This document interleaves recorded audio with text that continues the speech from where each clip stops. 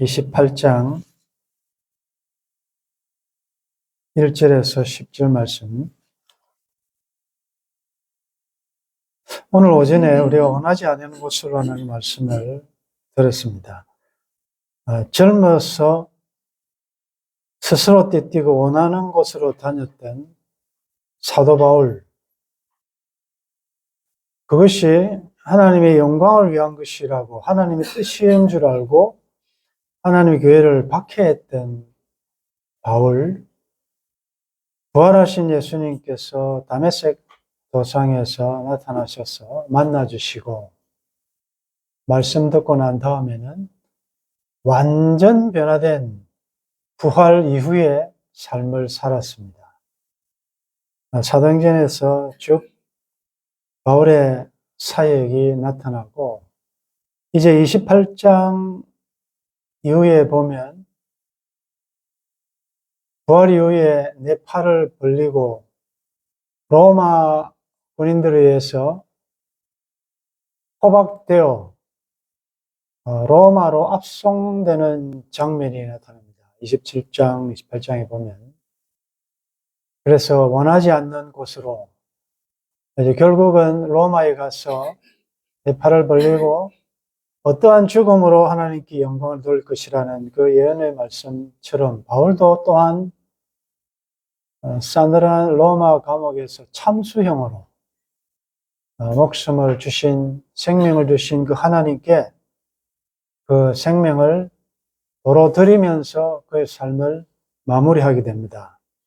특별히 오늘 살펴볼 28장은 원치 않는 곳으로 갈 때 어떤 일이 일어나는가, 그 원치 않은 곳이라는 것은 결국은 하나님이 보내시는 곳인데 로마도 보아야 하리라 하나님께서 말씀하셨고 그 로마로 가는 과정이 어땠는지를 보면서 오늘 우리도 내 팔을 벌리고 하나님의 영광을 위한 원하지 아니하는, 즉 하나님의 뜻이 있는 곳으로 갈 때 어떤 일이 발생할 수 있는가, 또 그럴 때 우리는 어떤 반응을 해야 될 것인가를 한번 살펴보겠습니다. 28장 전에는 이제 로마로 갈 때 포로로 276명의 배에 탄 사람들과 함께 로마로 압송되지요. 그런데 갈 때 유라굴로라는 광풍이 일어납니다. 그래서 바울이 탄 배가 2주간 표류하게 되죠.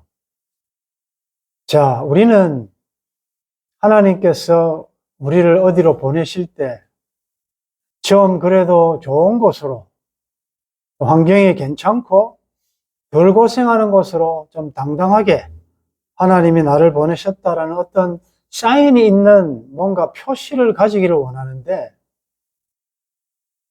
로마로 보내시는 하나님의 전략은 죄수의 몸으로 가는 것입니다. 죄수의 몸으로 가서 어떻게 그것이 하나님의 영광이 될 수 있겠습니까? 우리가 보내심을 받은 사명자의 삶을 살 때 꼭 기억하실 것은 하나님께서 여러분들에게 특별한 어떤 특혜를 주시지 않는다는 사실을, 기대를 하지 마십시오. 하나님께서 그 아들을, 독생자를 구원자로 세상에 보내실 때 내가 지금 너희들을 구원하기 위하여 내 아들을 보낸다. 알아서 잘 환영해라. 그렇게 안 하셨습니다.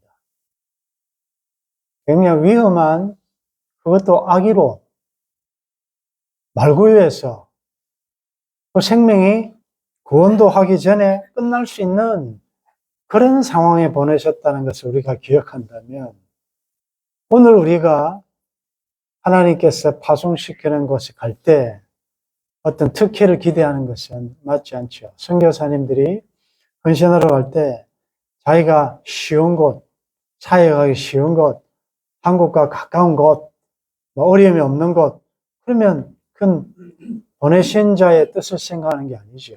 자기의 생각과 자기의 바람이 들어간 거 아니겠습니까?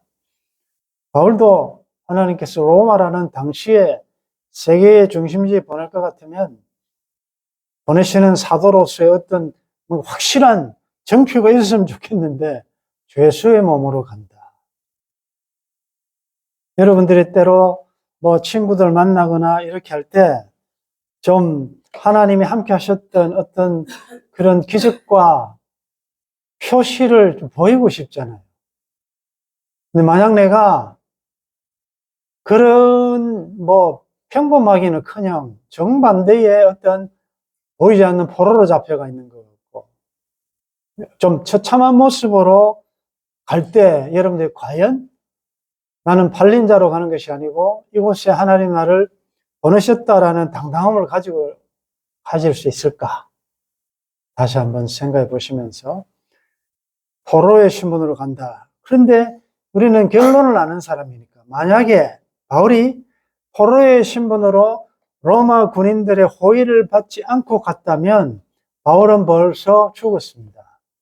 유대교 안에 아주 원색적인 골수 유대인들 중에 바울을 죽이기 전에는 먹지도 않겠다는 이 자객단, 이 암살단이 40명이나 조직이 되어가지고 바울을 죽이려고 했거든요.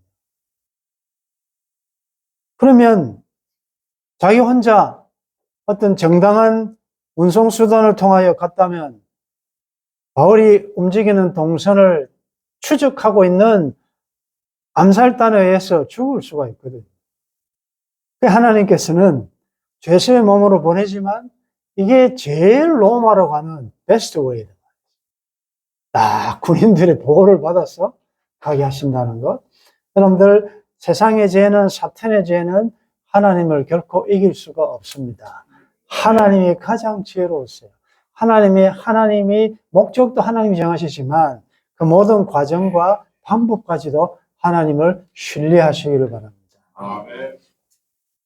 자, 그런데 로마로 가다가 하필이면 또 이 풍랑이 왜 옵니까? 이 풍랑 때문에 거의가 죽을 뻔했는데 뭐 희한하게도 2주간 여러분들 아시다시피 엔진도 고장나고 모든 물건을 바다에 다 던지고 이제 죽는 것을 기다리는 희망이 끊어진 그런 상황에 한 명도 죽지 않고 276명이 그대로 생존했다는 것은 전적 하나님의 은혜다 말이에요. 바울 한 사람을 위하여 그 하나님의 목적과 뜻을 이루기 위하여 로마로 가는 그 과정에 만약에 이 사람들의 문제가 생기면 안 되니까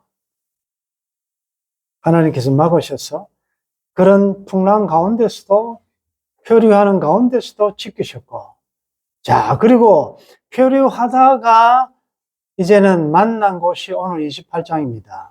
자, 한번 보겠습니다. 28장 2절에 보면 우리가 구조된 후에 안적 그 섬은 멜리데라 하더라. 이 멜리데 섬은 오늘의 몰타 공화국이라고 합니다. 몰타 공화국.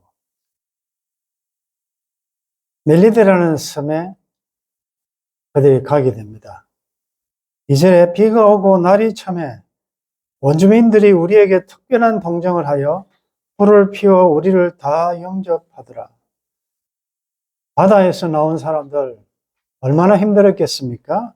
그러면 이 섬에 도착할 때쯤이면 하나님께서 좀 날씨도 맑게 하고 따뜻하게 하고 하면 얼마나 좋겠습니까? 비가 오고 날이 찼다. 사람이 접하지 않는 원주민들은 지금도 아마존에 혹시 인간들과 교류하지 않는 그런 종족이 있을지 모르겠는데 원주민들이 처음 보는 사람들을 잘 대할 수 있겠습니까? 위해를 가할 수가 있지요. 그런데 원주민들이 특별한 동정을 하여 불을 피워 우리를 다 영접하더라. 여러분들 거기에는 로마 군인도 있습니다. 칼을 가지고 있습니다. 자기들을 죽일지도 모르는 그 자들을 다 영접했다. 특별한 동정을 했다. 심리를 주장하시는 하나님. 하나님 찬양해주세요. 할렐루야. 하나님께서 이 원주민들도 마음을 하나님께서 다스리고 계신다. 3절에 바울이 나무 한 묶음을 거두어 불에 넣으니 뜨거움으로 말미암아 독사가 나와 그 손을 물고 있는지라. 독사가 나무 안에 딱 숨어 있는데 추우니까 불을 피우기 위해서 나무 묶음을 불에 넣으니까 거기 있던 독사가 딱 튀어나와가지고 손을 물었다. 이때 하는 말이 어째 이런 일이 있느냐. 이게 설상가상 아닙니까? 여기까지 무슨 하나님이 도우셨다는 것이 어느 하나 있습니까? 죄수로 가는 것도 그렇고 폭풍 만난 것도 그렇고 2주간 죽을 고생한 것도 그렇고 멜리데스메까지 왔는데 하필이면 독사가 백부장이나 이런 사람 물어야지 왜 하필이면 바울을 묻습니까? 자, 하나님이 인도하시는 성령에 매어가는 이 과정에 독사에 물릴 수 있다. 자, 우리 오늘 투표하십시다. 여러분들 중에 독사를 나가 물면 누구를 물면 좋겠습니까? 이야기하십시오. 박건사 또 이상희 사람은 자기가 물린다고 그러는데 아이 대단하시네. VIP 독사가 우리 영적으로 영해를 한번 해볼 때 독사가 왜 뭡니까? 지금 이 원주민 이 멜리데스는 복음을 한 번도 접해보지 못한 것이 그 영혼을 구원하러 오는 것입니다. 사탄이 가만히 있겠습니까? 누구를 죽이겠습니까? 누구를 물어야 되겠습니까? 왕초를 물어야 안 되겠습니까? 안 물리겠다. 나는 안 물리겠다. 그건 너무 좀 약한 거지요. 나를 물으라 이렇게 해야 되죠. 하나님의 말씀 따라가는 길에 사탄은 얼마든지 장난치고 문다는 사실을 기억하고 가셔야 돼요. 반드시 시험이 있습니다. 중요한 것은 여러분들이 부활 이전의 독사를 볼 때와 부활 이후의 독사를 볼 때 여러분들의 마음이 달라져야 돼요. 관점이. 부활 이전에는 독사한테 물리면 독이 나를 죽일 수 있겠다 생각했을지 모르지만 예수님이 십자가에 죽으심으로 사탄의 머리, 뱀의 머리를 박살냈잖아요. 오늘 본문 말씀에 하면 독을 다 뽑아버렸다는 거죠. 왕권이 없다 말이에요. 하나님의 백성 주 안에 있는 자들을 더 이상 해칠 수가 없다는 거죠. 비록 폐잔병처럼 우리를 아주 유혹하고 어르렁거릴지는 몰라도 우리를 공격할 수가 없다는 거예요. 여러분들 이것을 믿으시기를 바랍니다. 우리를 물어서 독사의 독으로 죽일 수가 없어요. 왜? 십자가의 하나님께서 그 제거장치를 다 없애버렸기 때문에. 독사가 나와 그 손을 물고 있는지라 원주민들이 이 짐승이 그 손에 매달려 있음을 보고 서로 말하되 진실로 이 사람은 살인한 자로다. 바다에서는 구조를 받았으나 공의가 그를 살지 못하게 함이로다. 이 사람이 그래요. 좋게 하다가 무슨 상황이 벌어지면 죄 지었는가 보다. 그 사람 벌 받는가 보다. 하나님이 공의하는 거 아니냐. 여러분들 우리 지체 중에서나 누가 뱀의 심한 공격을 받고 어려움을 당하실 때 이런 생각 안 하시도록 조심하셔야 돼요. 우리가 그렇잖아요. 교통사고가 났더라, 집에 애가 문제가 생겼더라, 제일 먼저 딱 들어오는 게, 여러분들 생각과 생각을 잘 구별하셔야 돼요. 사탄이 주는 생각이 얼마나 많은지 몰라요. 가룟 유다에게도 예수님 생각을 넣어버렸고. 그래서 가장 세 가지 중요한 우리 몸의 전투 현장은 입, 생각, 마음. 가장 치열한 전투 현장이다. 생각을 조심하셔야 됩니다. 당장 욥을 볼 때 새 친구들이 당장 정죄하잖아요. 아니 하나님이 공의 하나님인데 네가 벌 받는 거 보니까 공의 하나님이 네 때리시는 모양이네. 이렇게 우리가 누가 병들었다, 암이 걸렸다, 죄 지었나? 사람들의 평가 우리가 참 조심하셔야 돼요. 또 그런 평가에 여러분들 너무 또 상처받으시면 안 돼요. 상처받을 필요가 없어요. 살인한 자로다. 바다에서는 구조를 받았으나 공의가 그를 살지 못하게 하면로다. 5절에 바울이 그 짐승을 불에 떨어버림에 조금도 상함이 없더라. 6절 같이 읽겠습니다. 시작. 그들은 그가 붙든지 혹은 갑자기 쓰러져 죽을 줄로 기다렸다가 오래 기다려도 그에게 아무 이상을 보고 돌이켜 생각하여 말하되 그를 신이라 하더라. 여러분들 혹 토요일 밤에 라면을 너무 많이 삶아가지고 먹고 주무시고 주일 아침에 일어나면 얼굴이 부을 수가 있거든요. 그때는 얼굴 붓기를 다 빼고 오십시오. 사람들은 이번 주일날 저분이 설림없이 상처받았다. 일주일간 기다립니다. 붓거나 갑자기 쓰러져 교회 안 나오구나 시험 들거나 할 거야 추측하죠. 주일날 멀쩡하게 성령 충만한 얼굴로 아무 일 없듯이 나올 때 신이다. 아, 하나님의 사람입니다. 우리가 이런 경험들 좀 있으시죠? 무슨 문제가 생기면 사탄아 물러가라. 예수 그리스도의 이름으로 탁 이렇게 불에 넣어버려가지고 떨어 뿌려야 되는데 그게 무슨 효과라 그러죠? 감기약을 먹고도 이게 독약이다 생각하면 진짜로 자기가 중독된 것처럼 느끼는 현상.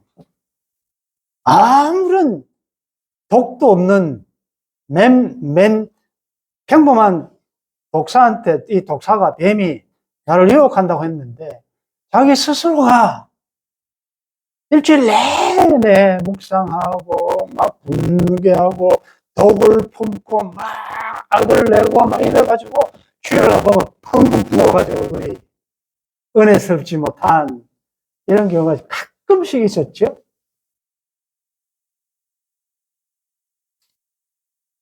제일 성령 충만한 제일 이 지금 일행 중에 백부장을 독사가 물지 않고 바울을 물었다는 사실을 기억하시고 누구를 무느냐? 사탄의 청구서.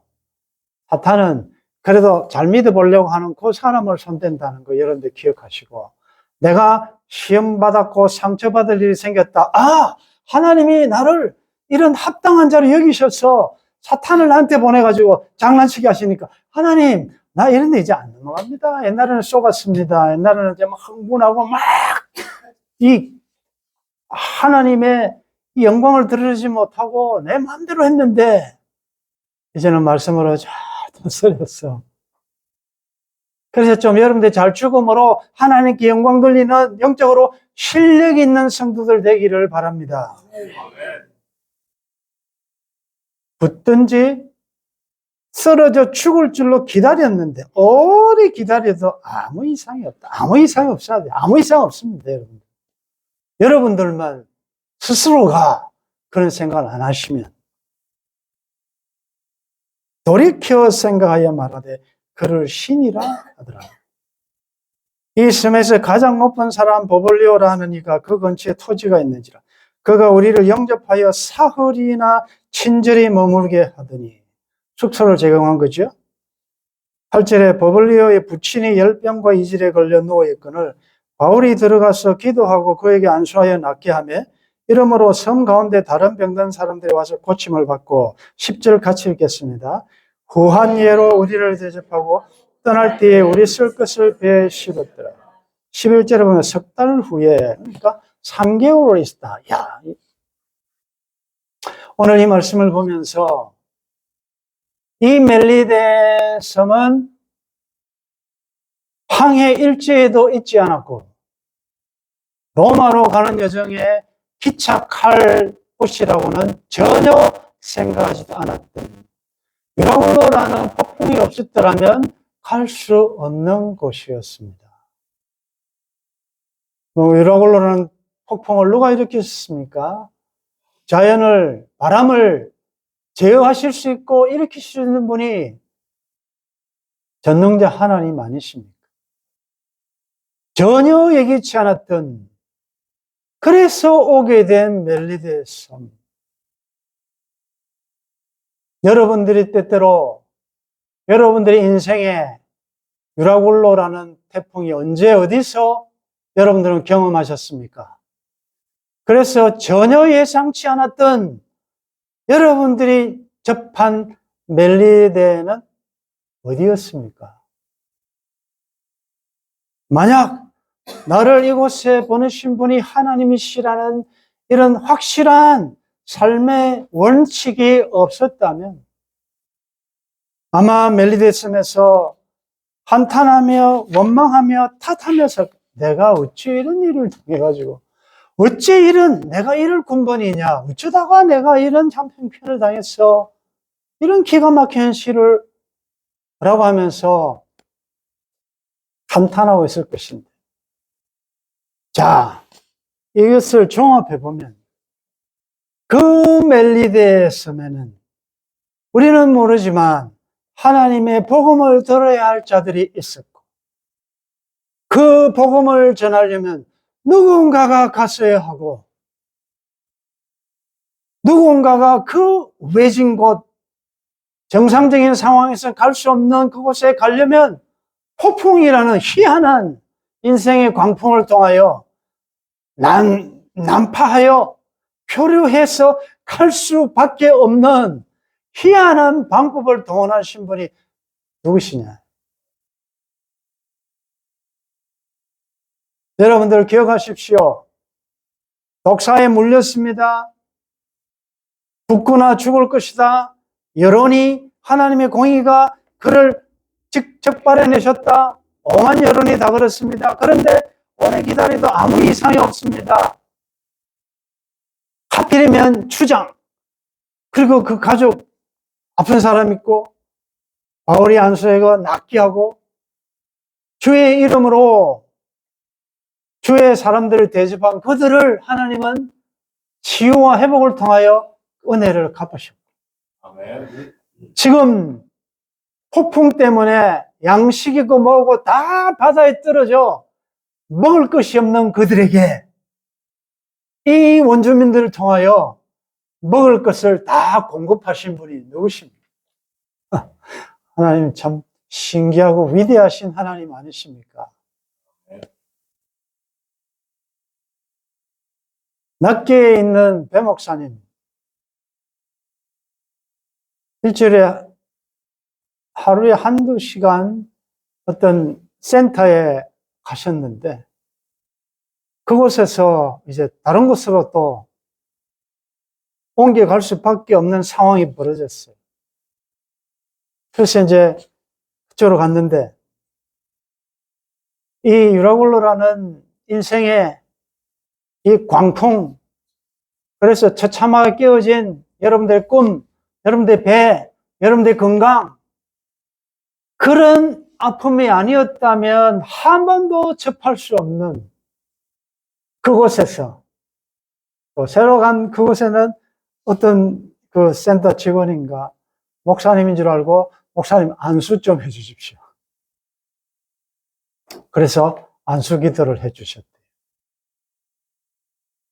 건강했다면 만날 수 있겠습니까?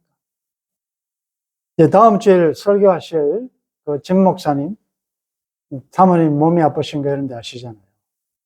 몸이 많이 불편하셔서 미국에는 너무나도 오래 기다리기 때문에 비용이 들더라도 한국에서 검사받기 위해서 오셨거든요. 그런데 한 일주일 입원해서 검사받고 하는데 입원비가 상당히 많이 나왔어요. 여러분들 아시다시피 목회자들이 돈이 많습니까? 그런데 같이 입원해 있던 사람 중에 어떤 좀 영적으로 힘들어하는 귀신이 나를 찾아온다 그러고 어떤 할머니 한 분 계셨는데, 그분에게 복음을 전했다는 거 아니겠습니까?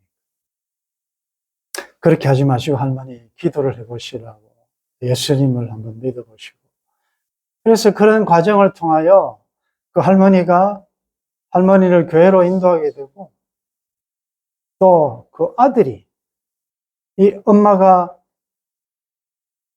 전도를 받고 난 다음에 부정적이고 삶의 의욕이 없던 분이 조금씩 변해서 이렇게 밝아지는 걸 보면서 제가 듣기로 아들도 교회 나가기로 했고, 그 사모님의 결론은 뭐냐?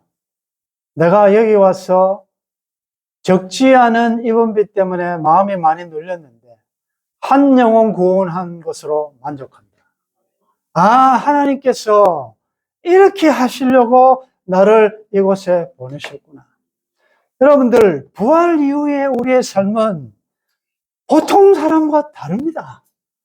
뭐 환경이 좋으냐 안 좋으냐 회피하고 싶으냐가 아니고 모든 상황이 하나님의 우연이 아니고 다 하나님의 필연 가운데 우리들에게 주어진 현실입니다. 이제는 멜리데에서 너무 이렇게 이전을 바라보며 아쉬워하며 그 좋았던 때를 추억하며 한을 가지고 살지 마시고 여러분들의 삶의 현장에 비록 외롭고 고달프고 힘들지만 그곳에서 하나님이 나를 보내신 목적을 생각할 수 있기를 바랍니다. 276명이나 되는 사람들이 바울을 다 주목하고 있습니다. 그래서 로마서에 보면 로마 고위 장교들 중에 복음을 받아들인 사람들이 있어요. 뭘 봤겠습니까? 이걸 다 보고 있다. 파선당했을 때 표류하면서 바울이 그 하는 모습, 당당함, 멜리데의 섬에서 온갖 어려운 가운데서도 하나님의 사람으로 살아내는 것을 보지 않습니까? 모든 순간이 꽃봉오리인 것을 다시 한번 소개하고 마치겠습니다. 정현종 시인입니다. 나는 가끔 후회한다. 그때 그 일이 노다지였을지도 모르는데 그때 그 사람이, 그때 그 물건이 노다지였을지도 모르는데 더 열심히 파고들고 더 열심히 말을 걸고 더 열심히 귀 기울이고 더 열심히 사랑할 걸. 밤벙어리처럼 귀머거리처럼 보내지는 않았는가? 우두커니처럼 더 열심히 그 순간을 사랑할 것을, 모든 순간이 다 꽃봉오리인 것을, 내 열심에 따라 피어날 꽃봉오리인 것을 우리는 예배 후에 여러분들의 멜리데 섬으로 이제는 각자 흩어질 것입니다. 그곳에서 다양한 사탄의 방해도 있을 것이고 어려움도 있을 것이고 오해도 있을 것이고 다 있을 것이지만 그곳에 보내신 분이 하나님이신 줄 알고 하나님의 뜻을, 하나님의 목적을, 하나님의 영광을 드러내는 복된 여러분들의 삶이 되기를 주의 이름으로 축원합니다. 꿈에도 생각하지 않았던 처음 들어본 멜리데 섬입니다. 그러나 누군가가 그곳에 가지 않으면 그곳에 복음을 듣고 돌아와야 될 영혼들이 있기에 하나님은 그 원주민도 사랑하셨어. 현실을, 이런 형식의 시를 만드셨어. 바울 일행을 그곳으로 난파선을 난파하여 그곳에 가게 하셨습니다. 하나님, 나의 이 멜리데 섬에서 신세를 한탄하며 누구 탓을 하며 살았던 적이 많았습니다. 주님, 나를 이곳에 보내신 분이 하나님이십니다. 내 열심에 따라 하나님의 뜻을 이루고 최선을 다하면 모든 삶의 현실이 꽃봉오리가 될 줄 믿습니다. 사랑하셔서 주신 삶의 현실에서 감사함으로 받아 이번 한 주간도 부활의 정인으로 하나님께 영광 돌리는 복된 우리의 삶이 되기를 간절히 소원하고 주 예수님의 이름으로 기도드리옵나이다. 아멘.